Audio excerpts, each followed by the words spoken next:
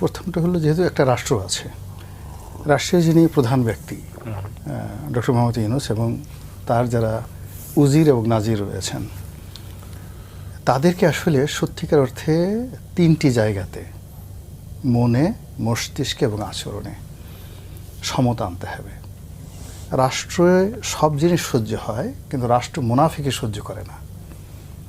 আপনি রাষ্ট্রপ্রধান হিসেবে, সরকার প্রধান হিসেবে কিংবা অ্যাডমিনিস্ট্রেটিভ প্রধান হিসেবে যখনই মুনাফিকি যে করার চেষ্টা করেছে, সেটা উপজেলা চেয়ারম্যান হোক, এমপি সাহেব হোক, প্রধানমন্ত্রী হোক, তাদের সবারই পতন হয়েছে। এই 10 মাসে যে সকল মব হয়েছে, এইরকম মব আসলে কোনো কার্যকরণ ছাড়া, তারপর শেষে সংগঠিতভাবে এবং যাকে বলা হয় প্রশাসন রাষ্ট্রযন্ত্রকে তুড়ি দেখিয়ে, বুড়ো আঙুল দেখিয়ে সেই মব জাস্টিস করার পরেও যারা এই কাজগুলো করেছে, আমরা এটাকে এখন মব সন্ত্রাস বলছি, মবক্রেসি বলছি, তাদের একটা পশম স্পর্শ করার মতো ক্ষমতা রাষ্ট্রযন্ত্রের নেই। এরকম ঘটনা আসলে স্বাধীনতার পরে এই গত 10 মাসে যেটা হয়েছে, আগে কখনো হয়নি, কিন্তু সবসময় কিন্তু হয়েছে। সেটার একটা লিমিটেশন আছে এবং প্রত্যেকটার একটা কার্যকারণ আছে। এই কারণে এটা হয়েছে, এই কারণে এটা হয়েছে। এখন তো সিদ্ধান্ত বদল হয় মব জাস্টিসের মাধ্যমে। মানে মূল ব্যাপার হলো যে এখন যা কিছু হচ্ছে, এটার সঙ্গে যেটা হচ্ছে সেটা হলো রাষ্ট্রের নিয়ম কানুন, রাষ্ট্রের কালা কানুন, তারপরে এটার সঙ্গে চাঁদাবাজি, এটার সঙ্গে আইন কানুন প্রণয়ন, নতুন আইন তৈরি করা, এটার সঙ্গে আইন বাতিল করা, এটার সঙ্গে সুপ্রিম কোর্টের একজন বিচারপতির পদত্যাগ করা, বিচারপতিদের পদত্যাগ করা এবং নতুন কিছু করা।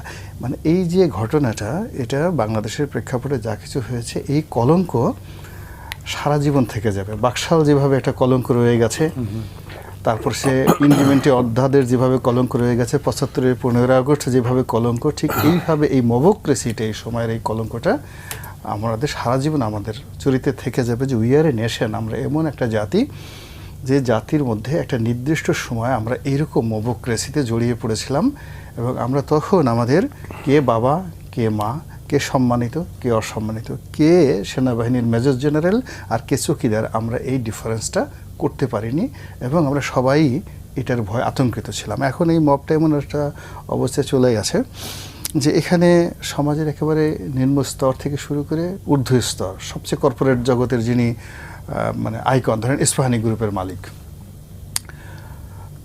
কিংবা অন্য ভালো কোম্পানির মালিক থেকে শুরু করে একেবারে গ্রামের যিনি প্রান্তিক চাষি, তার মধ্যে যেভাবে আছে ইউনিয়ন পরিষদের চৌকিদার থেকে শুরু করে স্বয়ং ডক্টর মোহাম্মদ ইউনূস, তিনিও এই যে মবক্রেসি, এর যন্ত্রণা থেকে, এর ভয় থেকে, আতঙ্ক থেকে মুক্ত নন। আপনি, আমি, আমরা সবাই এইরকম। মানে এটা করোনার চেয়েও ভয়াবহ, এটা পারমাণবিক বোমার চেয়েও ভয়াবহ, এমনকি এটা আমি মনে করি বাংলাদেশের ক্ষেত্রে ইসরায়েল এবং নেতানিয়াহু তার চেয়েও ভয়ঙ্কর অবস্থায় দেখা দিয়েছে। তো যার জন্য এটা নিন্দা জানানোর ভাষা বা নিন্দা জানানোর মধ্যেই আমাদের কর্ম নয়। আমাদের মনে হয় যে আমাদের এটা রেনেসা দরকার।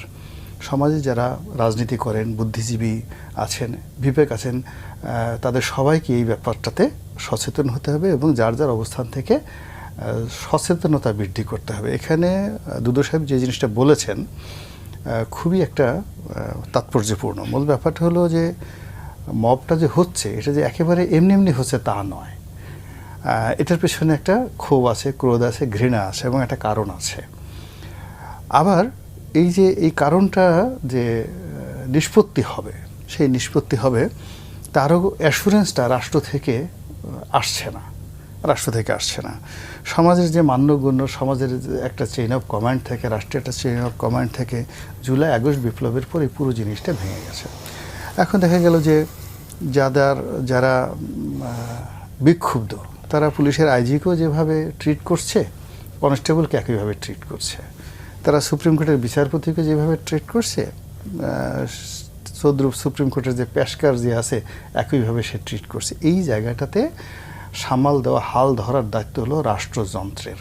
ঠিক সেই রাষ্ট্রযন্ত্র গত 10 মাসে অন্য যেখানে যেখানে করা দরকার সেখানে তারা ফেল করেছে, এই জায়গাটাতে মারাত্মক ফেল করেছে এবং এই আতঙ্কের কারণে আমাদের প্রোডাক্টিভিটি কমে গেছে।